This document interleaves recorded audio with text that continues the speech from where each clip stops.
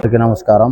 ఈరోజు ముఖ్యంగా మీడియా ముందుకు రావడం ఎందుకంటే ప్రజల కోసం ప్రజా సమస్యల కోసం పోరాడుతున్న టీఎం రమేష్ గారిని ఈరోజు ట్రాక్టర్తో గుద్ది చంపడం అన్నది చాలా బాధాకరం. ఒక ప్రజాసేవ చేస్తున్న నాయకులకే ఈరోజు రక్షణ లేకపోవడం చాలా బాధాకరం.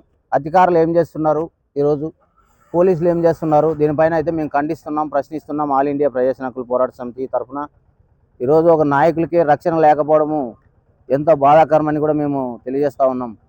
ఎందుకంటే ఒక నాయకుడికి రక్షణ లేకపోతే సామాన్య ప్రజలకు ఏం రక్షణ ఉంది, ఏం రక్షణ కల్పిస్తారు? ఈరోజు పబ్లిక్ కోసం పనిచేసేదానికి ఎన్నో పోలీస్ స్టేషన్లు ఉన్నాయి, ఎంతో జనం అధికారులు ఉన్నారు. కాబట్టి ఈరోజు ప్రజా సమస్యలపై పోరాడుతూ ఎంఆర్పిఎస్ నాయకత్వంలో పనిచేస్తున్న వ్యక్తి, వర్కింగ్ ప్రెసిడెంట్గా పనిచేస్తున్న మరి రమేష్ గారికి ఈరోజు దారుణంగా అన్యాయంగా ఈరోజు కుట్ర పొంది చంపేస్తే ఈరోజు అడిగేవాళ్ళు లేరు. అడిగితే వాళ్ళపైన కేసులు కడుతున్నారు. మరి దీనిపైన అయితే మేము తీవ్రంగా ఖండిస్తున్నాం. పూర్తి విచారణ జరిపించి ఆ కేసులో ఎవరు ఉన్నా, ఎంతటి వాళ్ళు ఉన్నా వాళ్ళకి కఠినంగా శిక్షించాలని కూడా మేము తెలియజేస్తున్నాం. ఎస్సీ ఎస్టీ అట్రాసిటీ కేసు నమోదు చేసి అటెండ్ మర్డర్ కేసు కింద కూడా మరి నమోదు చేయాలా. ఎంత జనం ఉన్నా వాళ్ళు ఎంతటి వాళ్ళైనా వాళ్ళపైన తక్షణమే చర్యలు తీసుకోవాలని పోలీసు వారికి, సంబంధిత అధికారులకు మేము డిమాండ్ చేస్తున్నాం. డిప్యూటీ సీఎం గారు మరి చంద్రబాబు నాయుడు గారు కూడా స్పందించాలి, మరి రాష్ట్ర డీజీపీ గారు కూడా స్పందించాలని మేము తెలియజేసుకుంటున్నాం. ఇలాంటి ఘటనలు ఎక్కడ జరిగినా సహించేది లేదు. మా ఉద్యమాన్ని ఇంకొంత బలోపేతం చేస్తామని చెప్పి ఈ సందర్భంగా హెచ్చరిస్తున్నాం. ప్రజా సంఘాల తరఫున, మా తరఫున, అందరి తరఫున కూడా మేము తెలియజేసుకుంటున్నాం.